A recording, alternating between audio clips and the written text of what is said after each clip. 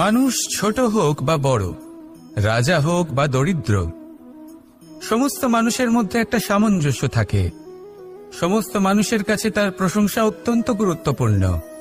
সে খুবই প্রসন্ন হয় যদি আপনি তার প্রশংসা করেন, কিন্তু আপনি যদি তাকে এটা বলেন যে এটা তোমার ভুল ছিল, তোমার কিছু খামতি ছিল, তখন সেটা সে মানতে রাজিই থাকে না।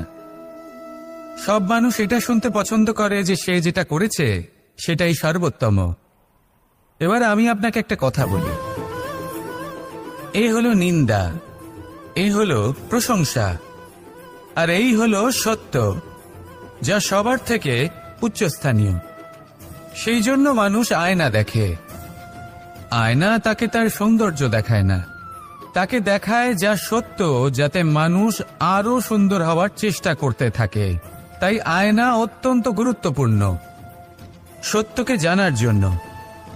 জীবনে নিন্দুকের মাহাত্ম্য প্রশংসকের মাহাত্ম্যের থেকে অনেক বেশি। কেন? কারণ তারা আপনাকে আপনার খামতি দেখায়, আপনার ভুলগুলো বুঝিয়ে দেয়, আপনাকে একটা সুযোগ দেয় নিজেকে শুধরে নিতে, নিজেকে আরো শ্রেষ্ঠ করে তুলতে, যা প্রশংসক করতে পারে না।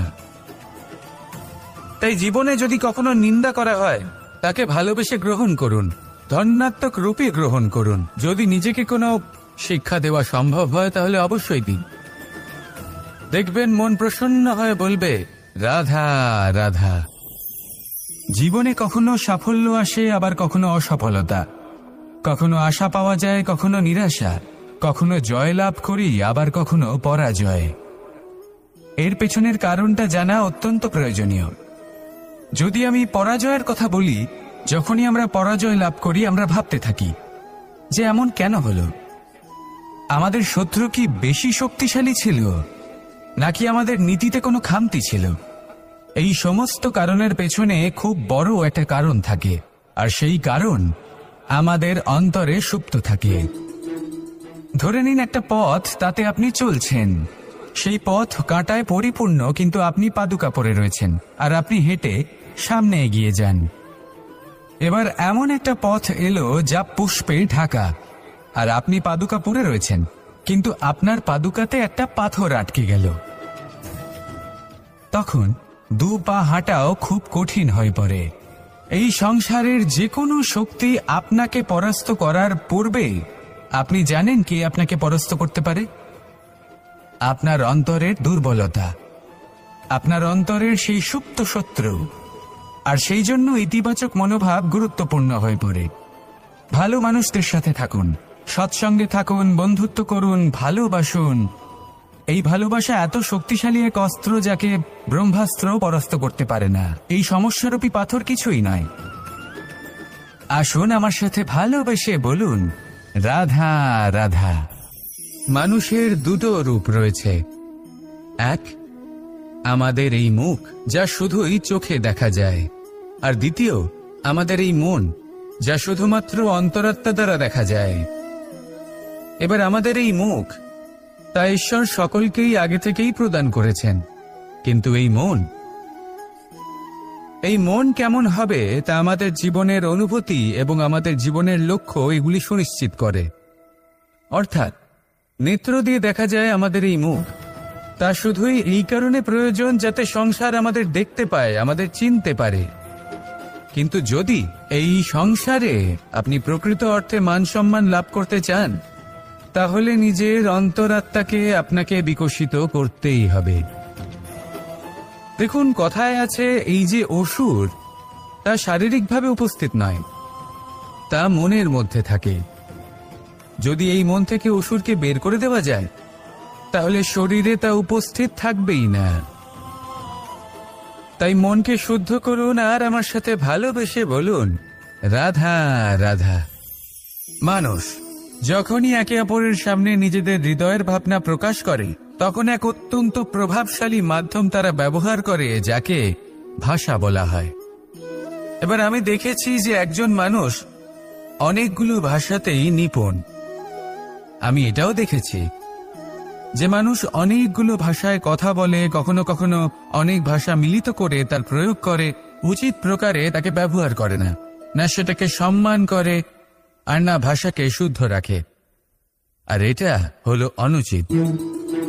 যদি ভাষাকে শুদ্ধ রাখেন তাহলে ভাষা আপনার চরিত্রকে শুদ্ধ রাখবে, তা আপনার একাগ্রতা বাড়িয়ে তুলবে। এই প্রত্যেক ধ্বনিকে অনুভব করে যদি আপনি শব্দের উচ্চারণ করেন, ভাষাকে প্রয়োগ করেন, তাহলে আপনিও আনন্দ পাবেন, আর যিনি শুনছেন সেই ব্যক্তির কানেও মধুর শব্দ বাজবে। তাই মনে রাখবেন, যে ব্যক্তি ভাষার পবিত্রতাকে সম্মান করে তাকে সংসারও সম্মান করে। ভাষাকে শুদ্ধ এবং পবিত্র রাখুন, তাহলে ভাষা আপনার চরিত্রকেও শুদ্ধ এবং পবিত্র রাখবে। আর এই মন সুপ্রসন্ন হয়ে বলবে, রাধা রাধা।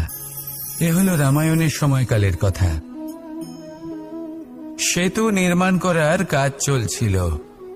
সমস্ত বানর সেনা এই কাজে নিযুক্ত হয়েছিলেন। বড় বড় পাথর তুলে নিয়ে এই বানর সেনা সমুদ্রে ফেলছিলেন।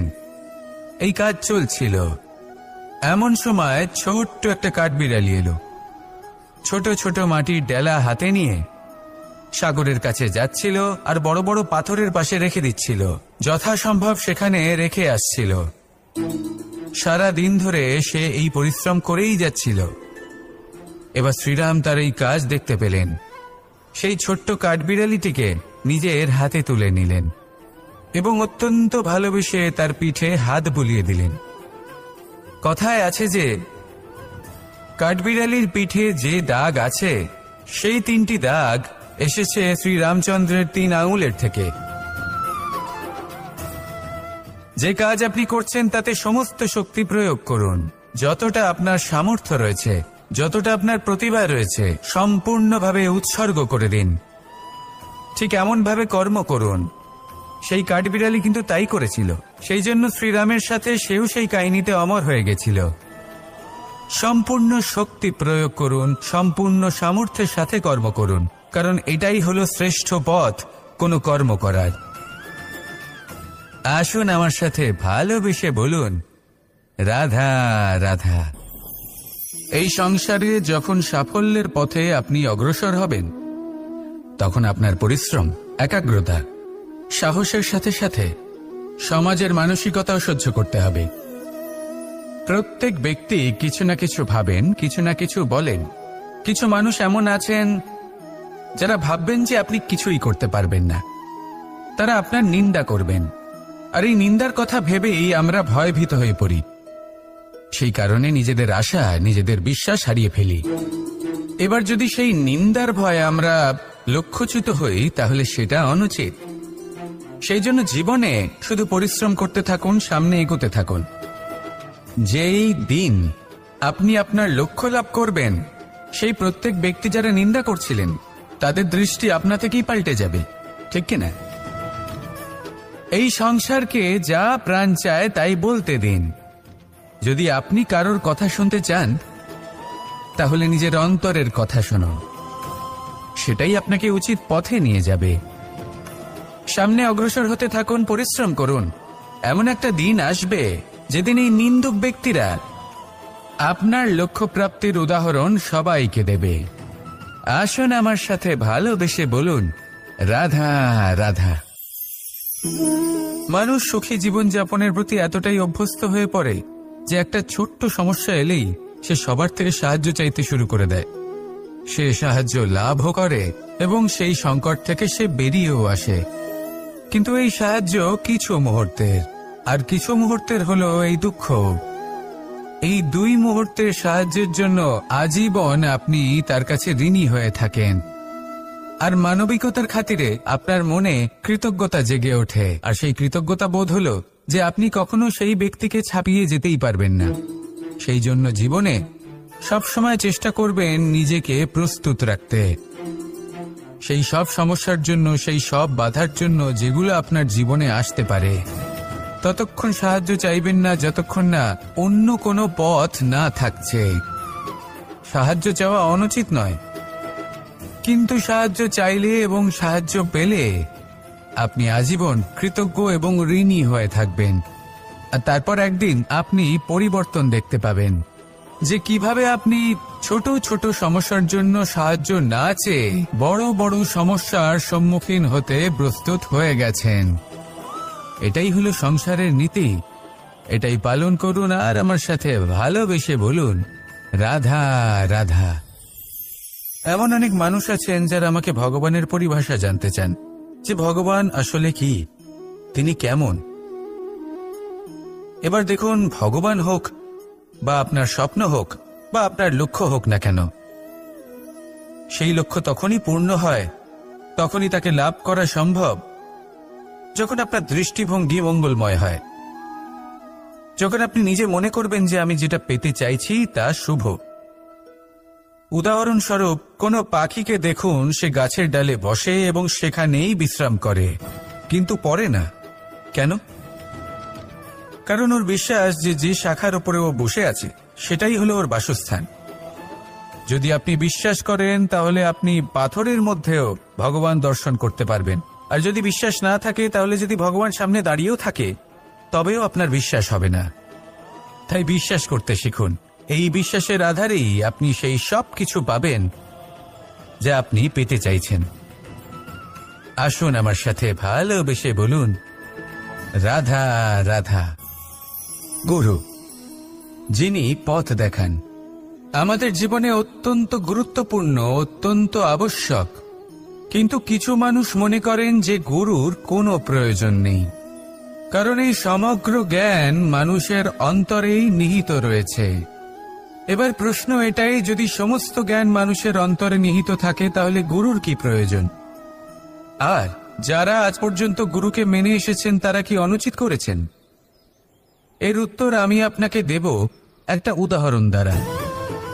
একটা কাঠ যা জ্বলনশীল, জ্বলনের ঊর্জা তার অন্তরে নিহিত রয়েছে, কিন্তু তার জ্বলনের জন্য বাইরে থেকে একটা অনুঘটকের প্রয়োজন হয়। এই অনুঘটকই হলেন আপনার গুরু। উত্তাপ যা একটা কাঠকে জ্বালাতে পারে, সেই উত্তাপ হলো গুরুর প্রচেষ্টা। যদি সেই গুরুই না থাকে, তার প্রচেষ্টাই না থাকে, তাহলে সেই সমস্ত জ্ঞান যা মানুষের অন্তরে নিহিত তা ব্যর্থ হয়ে যাবে। যদি আপনার সাথে আপনার গুরু থাকেন, আপনার পথ প্রদর্শন করেন, আপনার অন্তরের জ্ঞানকে বাইরে নিয়ে আসতে পারেন, তাহলে তাকে সম্মান করুন আর আমার সাথে ভালোবেসে বলুন, রাধা রাধা। असतो मा सद्गमय, तमसो मा ज्योतिर्गमय, মৃত্যুর্মা মৃতঙ্গময়। জ্ঞান সেটাই যা অসত্য থেকে সত্যের পথে চালিত করে। প্রকাশ সেটাই যা অন্ধকার থেকে আলোর পথে নিয়ে আসে। জীবন সেটাই যা মৃত্যু থেকে অমরত্বের পথে নিয়ে যায়। এবার এই তিনটে, জ্ঞান, জীবন এবং প্রকাশ, একই রকম। শূন্য থেকে এর উৎপত্তি হয় এবং আস্তে আস্তে আপনার জীবনে বিস্তার লাভ করে। এবার আমরা এটাই ভাবি যে কেমন করে এই তিনটিকে আগলে রাখা যায়। এর উত্তর হলো, এদের আগলে রাখার প্রয়োজনই নেই, ভাগ করে দিতে হবে। কোনো বৃক্ষকেই দেখে নিন, একটি বৃক্ষ অনেক বছর ধরে বেঁচে থাকে। কেন? কারণ সে ভাগ করে দিতে জানে। সে নিজের বীজ ছড়িয়ে দেয়, এই ধরিত্রীতে দেয়, সেই বীজ যা অঙ্কুরিত হয়ে এক নতুন বৃক্ষকে জন্ম দেয়। শুধু ছড়িয়ে দিয়ে একটি বৃক্ষ জীবন দান করতে পারে। যদি কোনো ব্যক্তি জ্ঞান ছড়াতে শিখে যান, যদি প্রকাশ, আলোর কিরণ ছড়িয়ে দিতে শিখে যায়, কোনো ব্যক্তি তার জীবনের সুখ ছড়িয়ে দিতে শিখে যান, তাহলে তিনি মৃত্যুর পরও মৃত হন না। এই ভাগ করে দেওয়ার সুখটাই কিছুটা আলাদা। এই সুখ অনুভব করুন আর আমার সাথে ভালোবেসে বলুন, রাধা রাধা। আপনি কখনো কোনো সরোবরের দিকে তাকান, যার জল হলো শান্ত, স্থির। আপনি স্পষ্ট দেখতে পাবেন সেই সরোবরের তলদেশে কি রয়েছে। তাতে সাঁতরে বেড়াচ্ছে সুন্দর মাছ, চকচকে কিছু পাথর, স্বর্ণরূপী বালি, সবই আপনি দেখতে পাবেন। কিন্তু যখনই আপনি একটা ছোট্ট পাথর তুলে সেই জলে ছুঁড়ে ফেলবেন, তখন সেই জল বিচলিত হবে। আর সেই স্পষ্টতা ন্যূনতম হয়ে যাবে। তারপর কিছুই স্পষ্টভাবে দেখা যাবে না। এই ঘটনা মানুষের সাথেও ঘটে। মানুষ যদি বিচলিত হয়ে পড়ে, তখন সে বুঝতে পারে না যে বর্তমানে কি হয়ে চলেছে আর ভবিষ্যতে কি করা উচিত। কিন্তু সেই মানুষ যদি শান্ত থাকেন, স্থির থাকেন, ধন্যাত্মক থাকেন, তাহলে নিশ্চিত রূপেই বুঝতে পারবেন যে বর্তমানে কি করতে হবে আর ভবিষ্যতে কি করতে হবে। তাই নিজের মধ্যে সেই স্থিরতা আনুন, সেই ধৈর্য ধরুন, নিজেকে শান্ত রাখুন আর সবার মধ্যে ভালোবাসা ছড়িয়ে দিন। এই মন প্রসন্ন হয়ে বলবে, রাধা রাধা। সম্পর্ক এ হলো এক বন্ধন যা আমাদের এক সূত্রে বেঁধে রাখে। কিন্তু এমন কিছু ব্যক্তি থাকেন যারা এই সম্পর্কের বিষয়ে নিজস্ব একটা ধারণা করে ফেলেন যে সম্পর্ক এরকম হওয়া উচিত, সম্পর্ক সেরকম হওয়া উচিত। আমি এই সম্পর্কের জন্য কত কিছু করেছি এই ব্যাখ্যা করতে থাকেন আর তার বদলে অনেক কিছু প্রত্যাশাও করেন। কিন্তু সত্য হলো এটাই যে সব সম্পর্ক একরকমের হয় না, কিন্তু প্রত্যেক সম্পর্কের একটা বিশেষত্ব থাকে। যেমন চোখ আর নাকের এই সম্পর্ককেই দেখুন। চোখের সব থেকে কাছে কি আছে? নাক আছে, কিন্তু এই চোখ দিয়ে এই নাককে আমরা দেখতেই পাই না। তবে কি ধরে নেব এই সম্পর্কের কোনো মূল্য নেই? এমনও নয়। ঠিক এইভাবে যদি কোনো ব্যক্তি তার আবেগ আপনার কাছে ব্যক্ত করতে না পারে বা প্রকট করতে না পারেন বা আপনাকে বোঝাতে না পারে, তাহলে তার মানে এটা নয় যে তার সাথে আপনার সম্পর্কের তিক্ততা রয়েছে। এমনটা কখনোই নয়। শুধু চোখ আর নাকের এই সম্পর্কের মতোই হলো আমাদের জীবনে আমাদের আপনজনের সাথে সম্পর্ক। যদি কারোর ব্যবহার আপনার প্রতি অনুচিত হয় বা যদি কেউ অনুপস্থিত থেকে থাকে বা কেউ যদি আপনাকে বুঝতে না পারেন, তাহলে তার অর্থ এটা নয় যে আপনি সেই সম্পর্ক ভেঙে ফেলবেন। বুঝুন, আপনার জীবনে তার গুরুত্ব কোথায় আর তার জীবনে আপনার। সম্পর্ক গড়ে তুলুন, তাকে পালন করতে শিখুন, একসাথে মিলে চলুন। এই মন সুপ্রসন্ন হয়ে বলবে, রাধা রাধা।